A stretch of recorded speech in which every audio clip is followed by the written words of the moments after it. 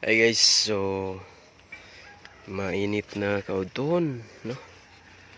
So ngayong hapon guys is wala tayong kuryente at biglang nag burn out dito sa area natin dito sa bowl. So since meron tayong incubator guys, ito yung gagawin natin. Yan. So ito yung likod ng incubator natin guys. At dito sa likod may 8 butas. So dito tinakpan ko na guys. Isa ito sa mga gagawin mo pag meron kang incubator at biglang walang kuryente, no?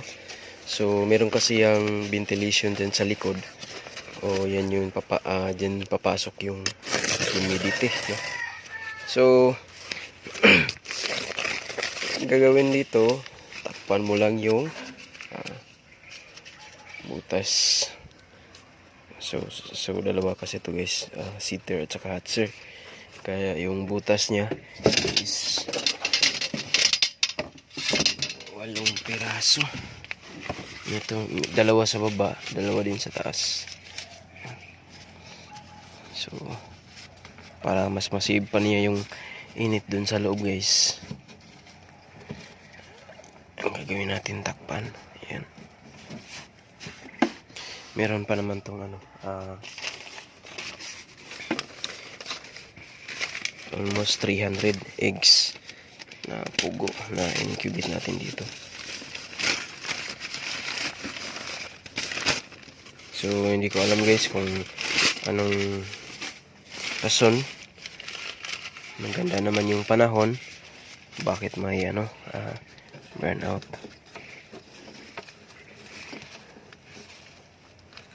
So takpan natin.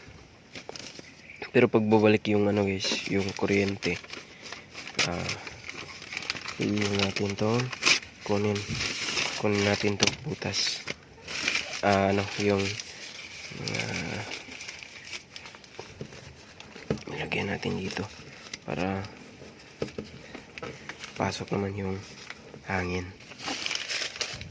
pasok labas, no?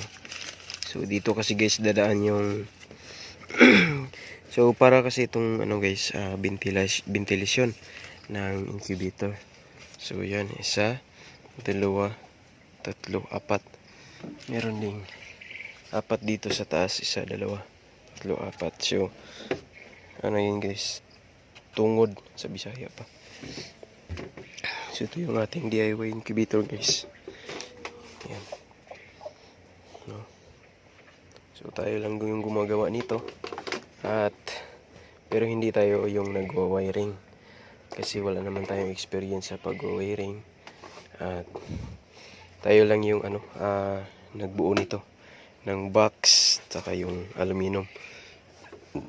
Tayo yung naglagay dito, tapos dito sa taas tayo din yung gumawa sa box na to. Yan, pero wala pa tong takip guys, yung pang hatcher lang yung nilagay ko dito. So yan yung mga parts nya. Yan. So may thermometer, thermostat, ito yun, tsaka may fuse. So dito guys, ito yung seater tsaka sa kabila naman yung hatcher.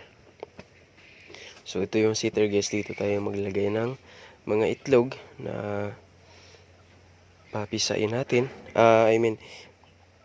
From halimbawa pag pugo, 17 days kasi lang pugo guys, 17 days yung pugo.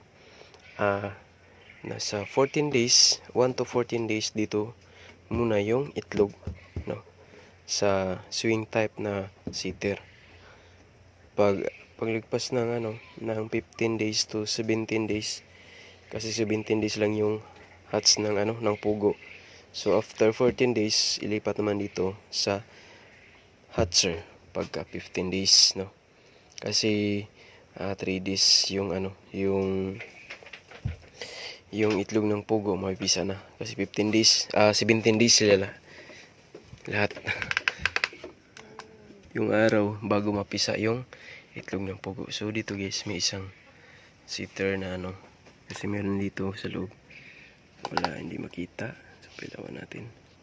Yan guys, medyo madumi yung loob. Yan, hindi maklaro. Yan, kung makikita nyo guys, may itlog. So, tinakpan natin yung butas dun. Kasi, meron tayong ma-hatch. Bukas ata to. No? So, sana babalik agad yung kuryente. At, maipisa to. So, pag babalik yung kuryente guys, kukunin natin yung nilagay natin dun sa takip, sa butas. Yan. So, bali isang tray lang muna to guys. Kasi, bawat pasok, bawat lagay ko dito sa hatcher, isang tray. Yung ganito. So, since hindi naman ganun kadami, so hindi na natin hinati. No? Uy, may nag-crack na pala, oh. Hindi makita. May nag-crack na pala guys, oh. Sana magtuloy ito. At yan, dito pala talaga yung ganito, yung araw pala yung yung pag-burn out. Sana hindi magtagal, no? At babalik agad. Kasi may nagsimula ng mag-crack. Sayang din naman kung malamig agad, so hindi makapagtuloy ng pag-crack. So yun lang guys yung update sa ating incubator. Ito yung isa sa mga gagawin natin pag walang kuryente, no? So takpan lang yung doon sa likod na mga butas at huwag buksan, no? Huwag buksan yung incubator mo. Yan. So yun lang guys, happy farming and good morning. Guys, bumalik na yung kuryente, no? So kung mapapansin nyo guys, dito sa kabila, mga itlog pugo din yan, nasa 200 plus to dito. Tapos ito nasa 100. Ito yung mamaya ata or bukas, so may mapisa na dito, no? So malapit na to guys, mapisa yung ating pugo. Bukas siguro mapisa na to.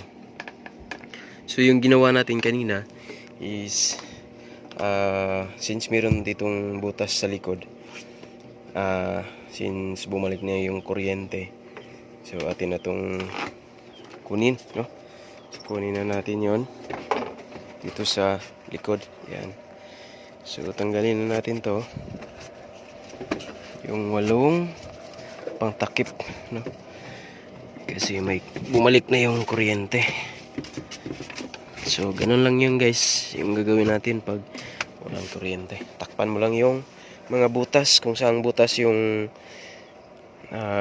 incubator mo, nasa gilid ba yung butas o dito sa likod. So takpan mo lang para hindi lalabas yung init pag walang pag walang kuryente. So ganun yan, ganun lang. At thank you sa panonood. Please subscribe and happy farming. Thank you. Yes, ito, malapit na to.